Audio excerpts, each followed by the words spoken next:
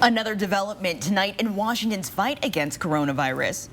Governor Jay Inslee is loosening the requirements for counties to stay in phase 3. Thanks for joining us. I'm Nia Wong. And I'm Aaron Luna. On Monday, the state will evaluate each county by 3 metrics, and now counties only have to meet just 2 of those rather than all 3 to avoid moving back a phase. Mayor, what does that mean for Spokane, and why is the change coming now? Well, Aaron, vaccinations are going so well, and that's why Governor Inslee says the state can do this right now. So we won't know for sure until Monday, but this bodes well for Spokane County to remain in phase 3.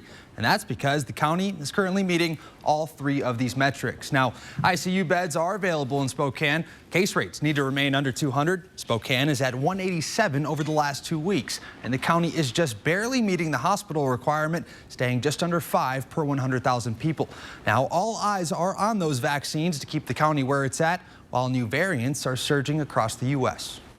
A record number of COVID-19 vaccinations are allowing Americans to see the finish line to this pandemic. But there may be a few hurdles on the way there because of several new variants of coronavirus spreading in the U.S. A lot of these variants have mutations that are allowing them to avoid antibody, which is either from vaccine or from the human. The Washington Department of Health does specific testing on certain positive COVID tests to see if they're linked to a variant.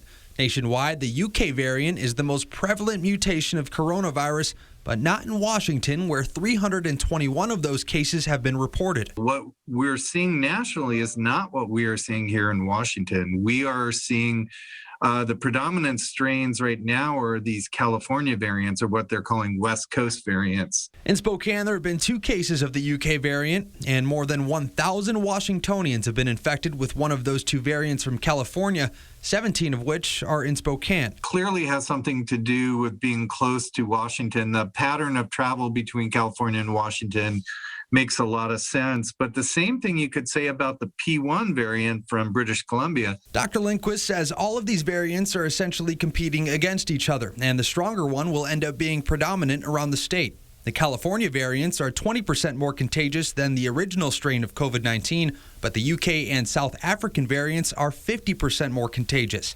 That UK variant is also more likely to send someone to the hospital. Now, that variant is popping up more among kids nationwide, but that is not the case in Washington yet.